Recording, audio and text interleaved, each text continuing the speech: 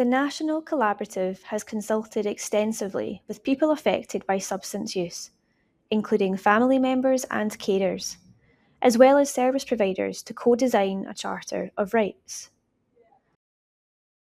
The Charter of Rights aims to help people to know their rights and to know what support they can expect to receive. Human rights are for everyone. There are 7 key rights in the Charter, drawn from existing law as set out in the Human Rights Act, and rights which would be put into our law by the proposed Scottish Human Rights Bill. The right to life. Everyone's right to life is protected by law. Steps must be taken by services and organisations to protect people's lives, especially when they're at risk. For example, service providers should put plans in place to support somebody leaving residential, justice, and inpatient settings who may be at higher risk of drug-related deaths.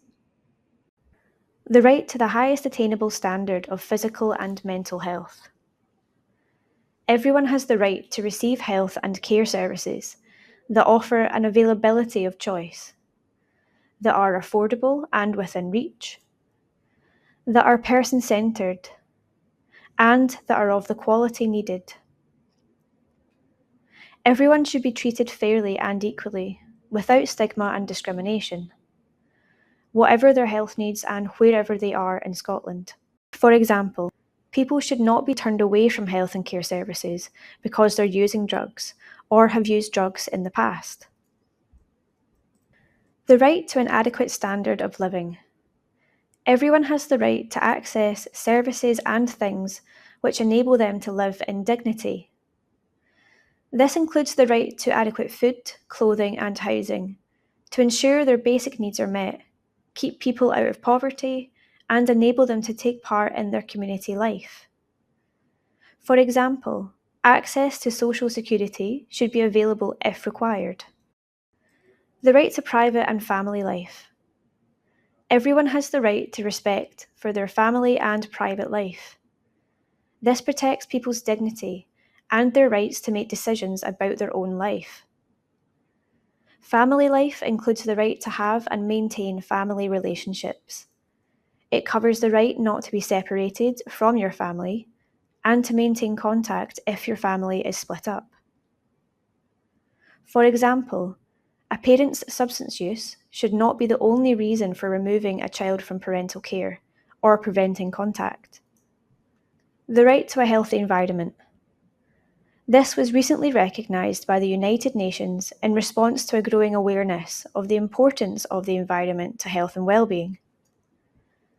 It means that people should have access to clean and safe environments in which to live and work.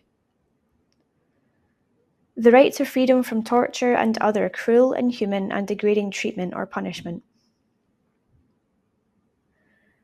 This right protects people from treatment that causes them a lot of pain, physical or mental suffering, or which makes them feel worthless or hopeless. For example, medication should not be withheld as a means of control or punishment in prison or police custody. The right to freedom from arbitrary arrest or detention. People should not be detained solely based on their substance use. Diversion from prosecution should be prioritised for minor substance-related offences. Advocacy. Advocacy services provide information, advice, support, and representation. Advocacy can support you to get your voice, views, and wishes heard, and explain more about your rights. Complaints and feedback. If your rights, or those of someone you care for, are not being met, you can feed this back to the service or make a complaint. The Charter provides further advice on how to find an advocacy service and how to make a complaint.